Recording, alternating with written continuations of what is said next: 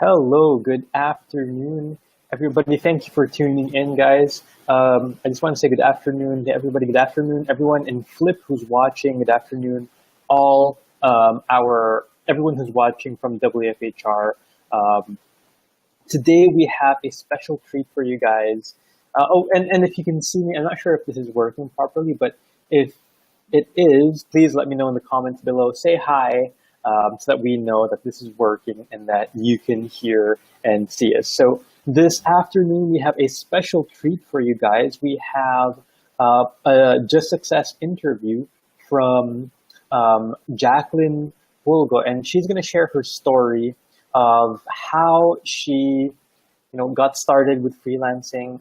She went from her life is a lot better now because of freelancing, and her story is something that has affected me very much, and I'm sure it will inspire a lot of you guys as well. So good afternoon, Jackie. Good afternoon, sir. Good afternoon, everyone. Jacqueline, are you there? Hello? Okay. Hello? Okay. It seems like everyone else can hear Jacqueline. I'm sorry about that. There's something wrong on my end. But yeah, everyone else can hear Jackie. So so and I'm listening from the Facebook page. I might have to refresh, but so I just want to get things started while I'm trying to figure things out. Uh, so Jacqueline, can you share your story of how you get started in freelancing? You know, how your life was before freelancing, and how your life is now with freelancing? Sure, yeah. So let me just start again. My name is Jacquelyn Pulgo. You can call me Jackie. I started from a BPO industry way back 2012, and um, I thought it was one of the it was an edge when it comes to applying for a home-based job because most people would say na pag marunong just what I sent to Mr. Jason Dulay. Um, Okay, After we're having I quit my technical job in a BPO industry, difficulties here.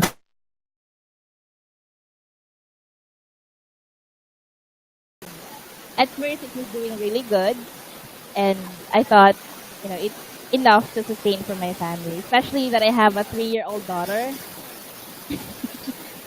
And then suddenly, parang hindi siya nalugi, but nawala sa amin yung business. So eventually, parang nawala lahat, and then we had nothing. Like zero balance talaga. And it even came to a point na um, wala na kaming wala kaming bahay na stable na matirhan. And then we had this house rented. Ang problema naman namin, wala kaming monthly na ipambabayad. So parang ang daming struggles, ang daming problems. And then tapos pa kami, wala pa kaming pera. In fact, I remember that time na nung nagsasubmit ako ng proposals, hindi through internet, hindi ako nakakapunta sa cafe kasi cafes are like 20 pesos per hour, and for me at that time it was costly. So what I did, yung network na ginagamit ko, may free data siya. And then, through that data, yun ang ginagamit ko para makapunta ako sa different site. Nag-google ako. Tapos, sinisave ko yung message ko, submit ko dun sa mga And then, it took really long before they respond. And then, nag-i-interview naman ako. First, tinatanong kung may sarili ka bang internet connection. Unfortunately, I don't have that yet. So, buti na lang, of course, yung friend ng papa ko, yung para magkaroon kami ng internet connection. Then, another problem na naman kung paano ang monthly kasi hindi ko pa sure matatanggap ba ako sa mga ina-applyan. And then, yun nga yung message kasi kay Sir Jason noon. It even came to a point na talagang wala kaming mahigaan. Ang ginagamit lang namin before nung nag-transfer kami dito is yung karton, yung mga karton sa groceries. Pag bumibili kayo sa mall, sa supermarket, yun yung ginagamit namin. Kinakat namin siya, tapos ginagawa naming bed. Doon kami natutulog, and then it took like a month, more than a month, before ako na-hire. And then, nahihirapan din kami kasi wala nga, kapos nga kami at that time. We don't even have enough. When we wake up in the morning, we don't even know what's for, lunch or for dinner. So, ang hirap talaga at that time, and yung mga taong ina-expect mong tutulong sa'yo, wala pa. So, ang hirap, and then, lagi akong nare-reject sa Upwork at that time. And then nung nagbabasa ako ng mga comments, humihingi ako ng like advices, nagtatanong din ako kung ano yung mga options para matanggap ako sa Upwork, or at least ma-approve yung Upwork na sinubmit ko. Hindi pa rin. Until such time na, I think sa WAP pa yun, one of the WAPers mentioned na, if hindi kayo natanggap as a virtual assistant, why don't you try ESL? So I started with ESL. I applied to so many ESL companies, and then natanggap ako. Isa sa Cebu-based siya, and then nung nag-start na ako, okay siya, at least may pag-asa na, yan. May pang ano na, pang grocery na.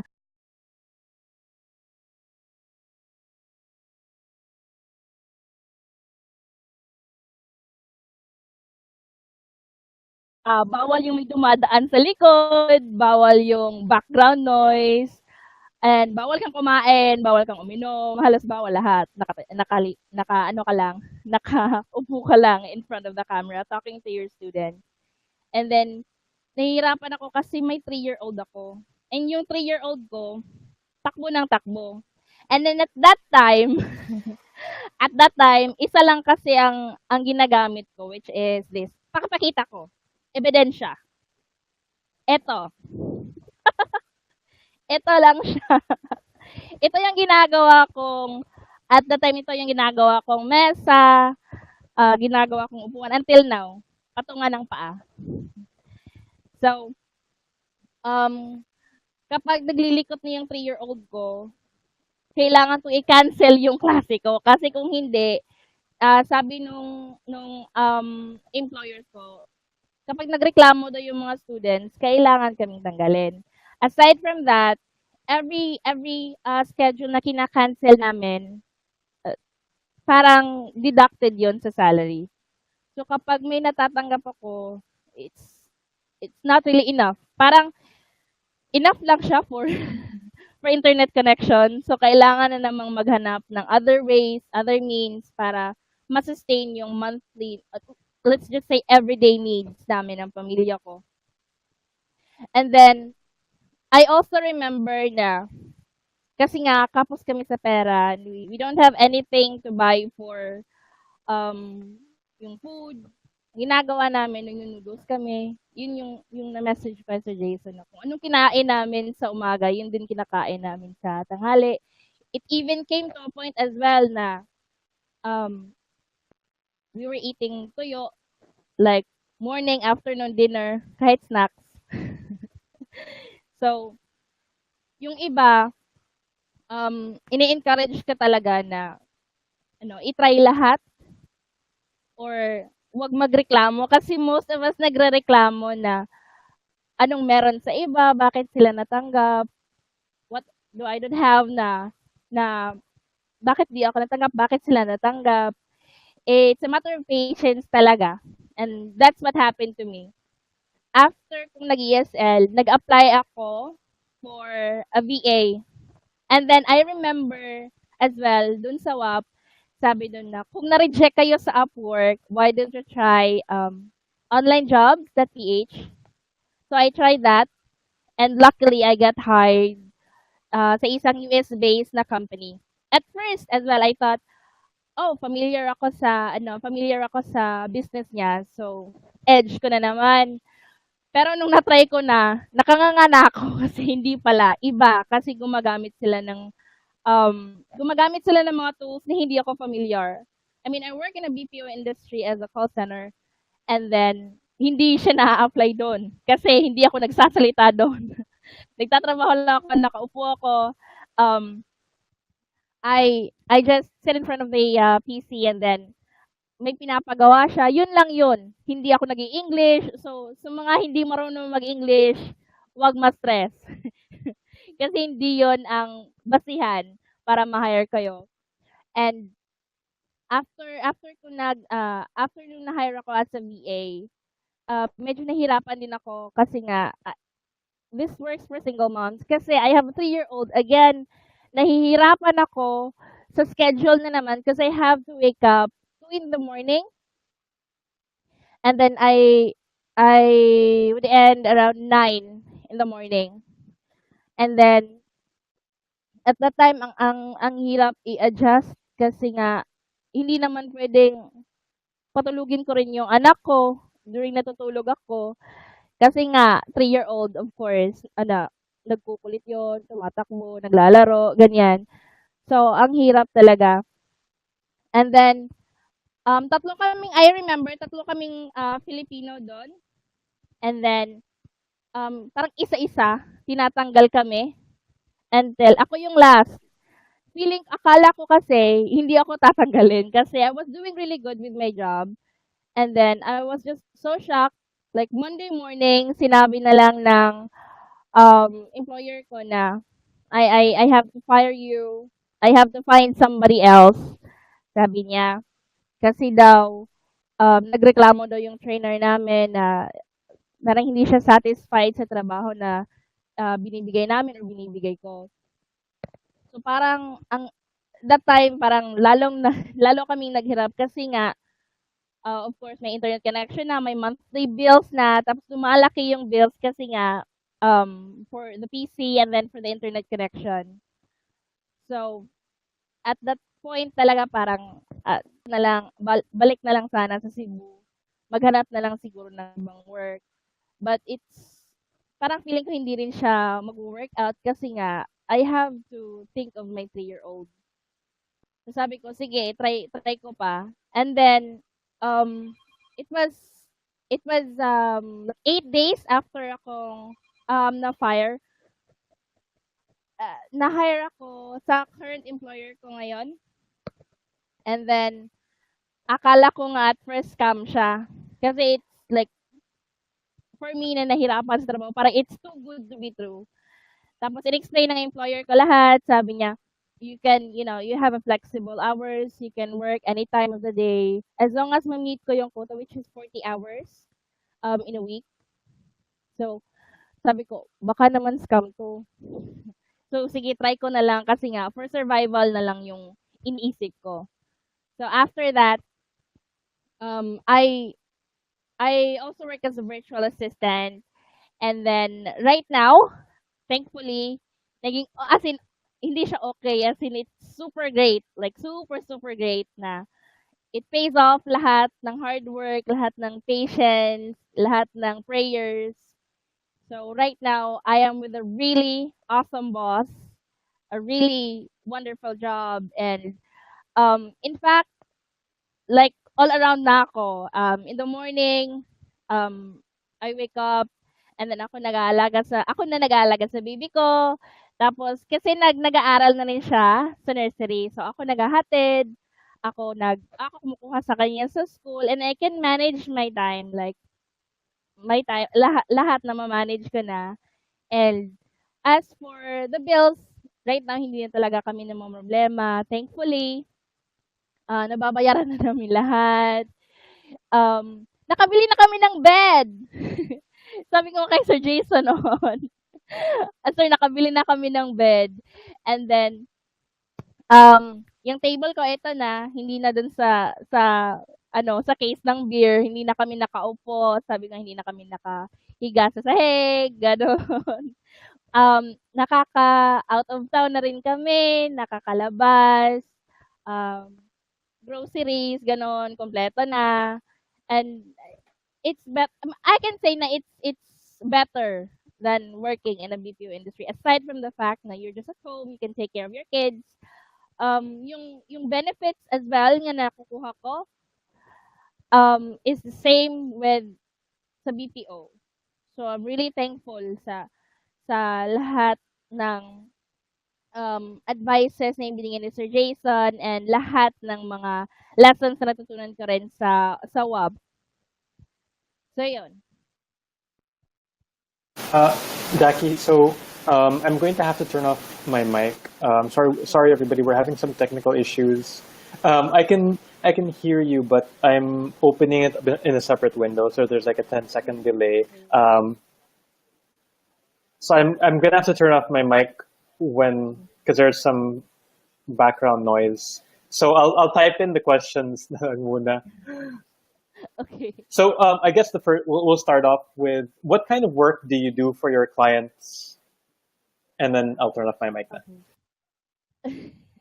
Okay. Say as a virtual assistant, what we have right now is we are doing Amazon. So we have to find items and products that are sellable sa Amazon.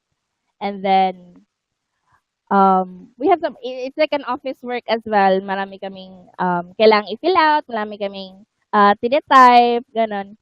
Just regular virtual assistant work talaga. But it's like no-brainer.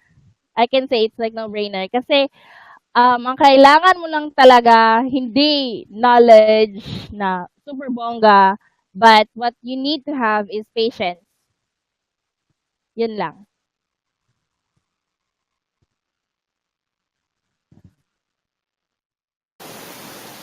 So it's and typing the question, so I think you can see them on the right side of the screen. So it's like managing the store and updating products like that. Yes.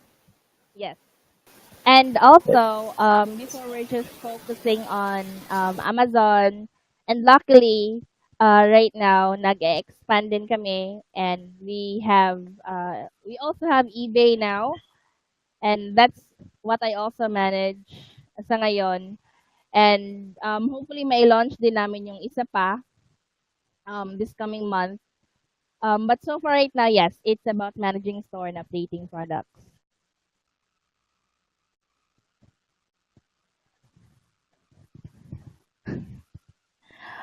Um, I'm pretty sure that you're familiar with how. Oh, can can you share a range? By the way, Jackie, you should be able to see the question in the right side of the window. Yes, po. Yes. Right now I'm ranging to at least 20 plus. Let's just say 20 plus in a month.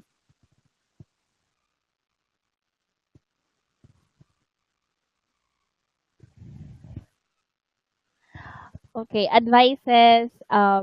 Of course, as a newbie, parang nangangapa ka pa how to start, and it doesn't really hurt to ask questions, especially from those who are in the in this industry.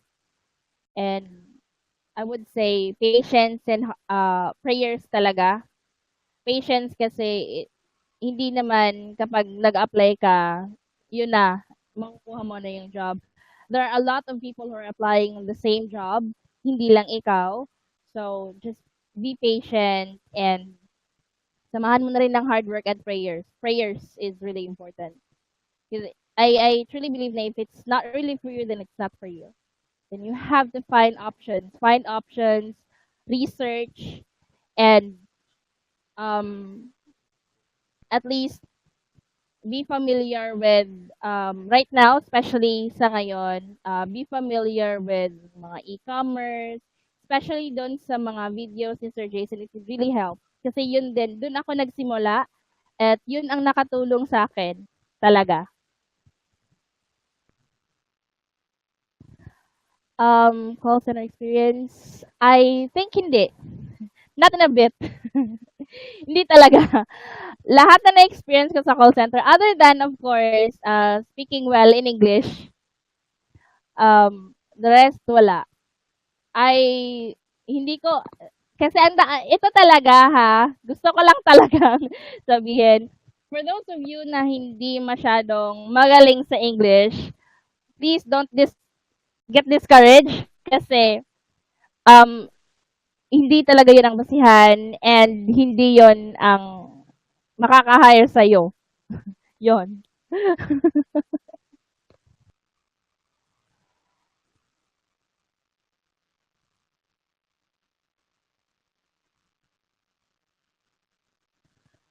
Okay, that's a really good question po. I tried searching for the company. Ito yung ginawa ko sa lahat ng in-applyan ko and nagkaroon ako ng offers. Sini-search ko yung company nila. Most of the companies is masa-search mo talaga sa Google. And then, if ever na nafe-feel mo na hinihingan ka ng charge or ng fee just to get to the company, like, back out ka na. Huwag mo nang ituloy. And also, if ever na nag-a-apply kayo, I know there are a lot of scams as well, even for Upwork and other legit na sites. It would be best kung kumu-communicate talaga kayo sa client. Kasi makikita mo or let's say, mafe-feel mo naman kung sincere at legit yung company na nag-hire sa'yo.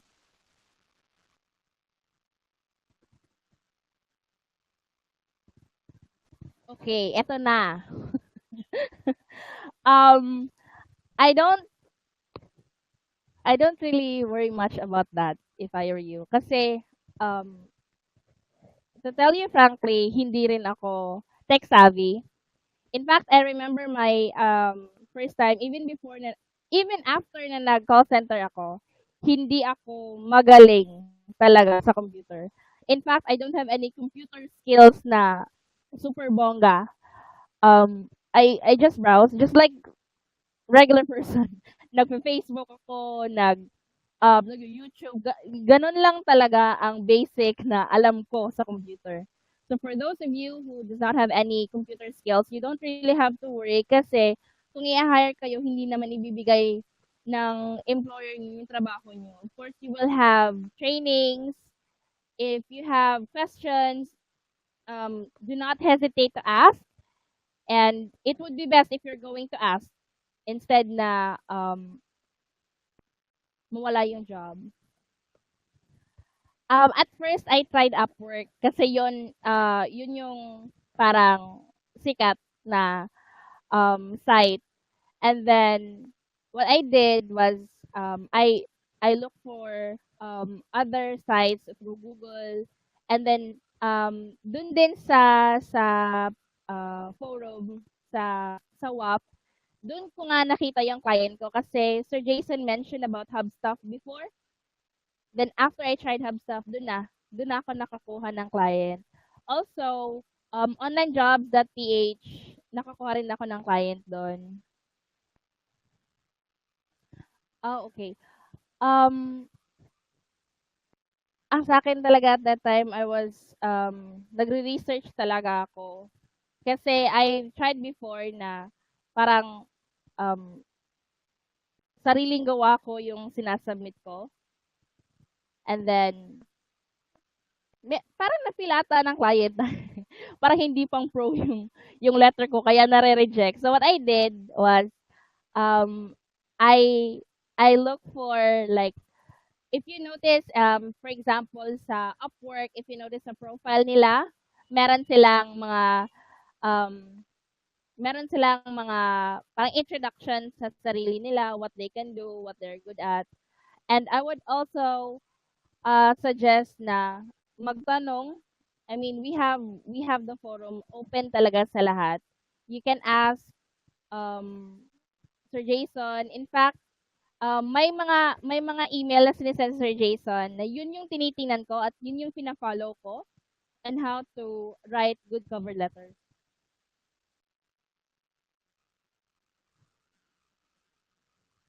And also pala, I would like to add, just please be honest if ever na sinusulat kayo, may ginagawa kayong cover letters, just be honest on what are the things that you can do.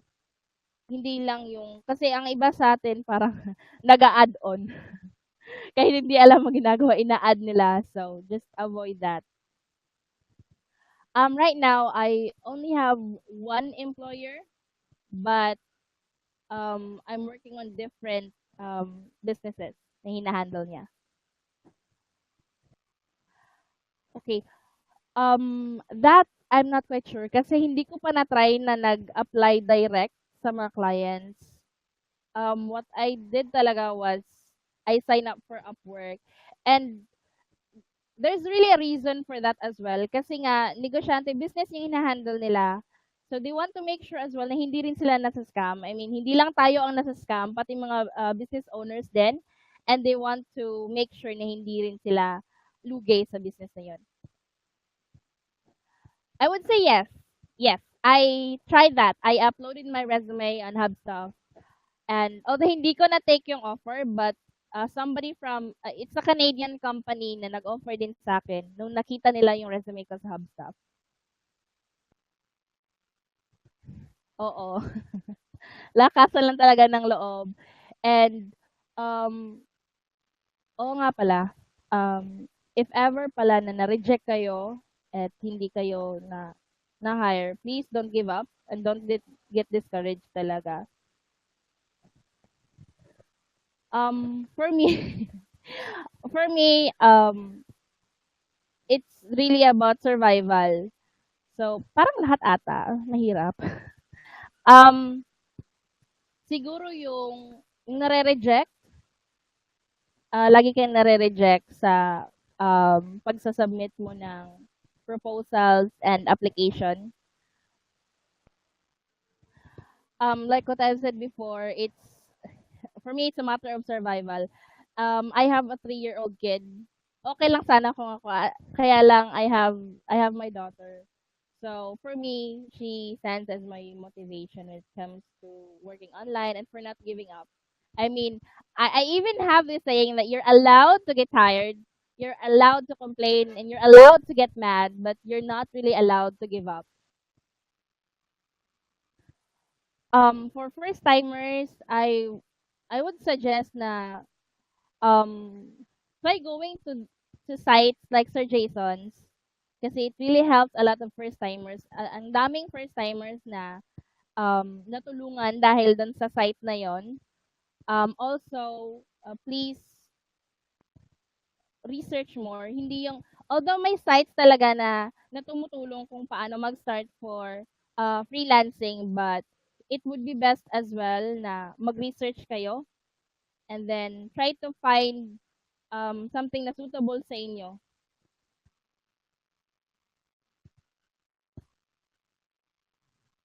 Trust. Ultimate goal. um, right now, yung ultimate goal ko talaga is, of course, makapundar and to have at least my own house to live in. Hindi yung nagre-renta lang kami. And, but what I do, maybe I can also share this to you guys. What I do is I have like mini goals. Like in a day, I create mini goals. Like when I wake up in the morning, parang may nakaplano na kung ano yung gagawin ko. In fact, nakaplano rin kung ilang oras ako magtatrabaho para ma-manage ko yung time ko. I tried PayPal. I tried PayPal for receiving payments. Actually, I'm still using PayPal until now.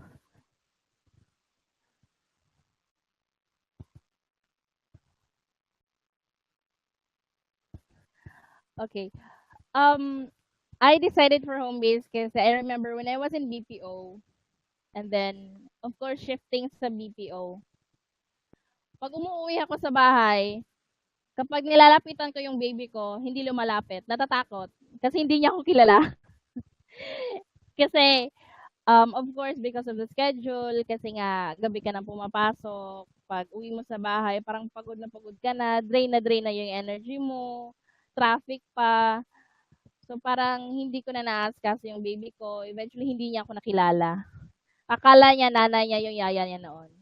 Kaya sabi ko, I have to find a way to uh, like hands-on na talaga maging nanay. Kaya yun yung nag-push sa akin to do home base. So I'm just coming back here. So yeah, that's a very strong reason for a lot of people as to why they stay. You know, they work from home, and oops, there's some as to why they work from home. And I do wanna congratulate Jackie. She's done a phenomenal job being able to take care of her baby, and it's it's very admirable to really see you um, succeed.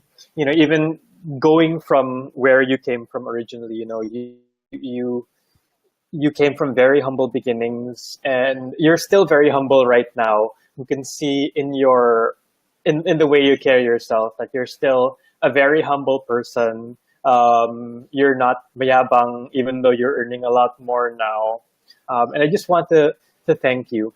So I guess it's we can close this out, and I just want to see if you have any last words or last advice for those that are still listening with us right now. Yeah, I would like to advise, especially for those newbies out there, if ever, because most of them would complain na nare-reject talaga yung application nyo or walang nagre-respond. Just focus on your goal. Yun lang. And then think of this as a challenge and just don't give up on the challenge. Kasi lahat naman tayo nagkakaroon ng problems, lahat naman tayo nagkakaroon ng failures. Nobody's perfect. But what you just need to remind yourself is it's just part of your trials. It's part of the job.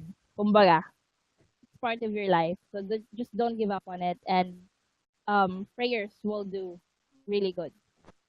Thank you so much. And I totally agree that you shouldn't give up no matter how hard things get. That's why I also have a lot of motivational videos on Sundays and Mondays over on the YouTube channel. You can find the a number of them there. Um, I'll put the link here as well, so you can go to the website wfhr.io slash YouTube to check them out. And you can, and like Jackie said, if you're still starting out, if you're still trying to find out how to get hired, how to get started working from home, we have a lot of blog posts, interviews, advice over here on our website on wfhr.io. Thank you for everybody for staying on. We had a number of technical issues. I can't. There's a delay. There's some noise in the background. So I just want to thank everybody for staying on. Thank you so much, Jacquelyn, for taking this time, out of your day. I know you're still working full time with a client right now, but you took the time to share your story, and I'm sure you're going to inspire a lot more people. Maybe we can do this again in the future once this software doesn't have any bugs. Thank you everybody once again for watching. Thank you, Jackie. For those that are new, check out our wfhr.io so you can find out more about working from home, or you can take our free VA course.com. We're probably going to have a take two on this, if that's okay with you, Jackie. We'll probably take two so that we can have something proper. Good evening, everybody. Thank you for tuning in. And I do want to tell you that you can achieve this kind of success, with freelancing, following the advice that Jackie gave today. Thank you, everybody, and you have a good evening. Thank you.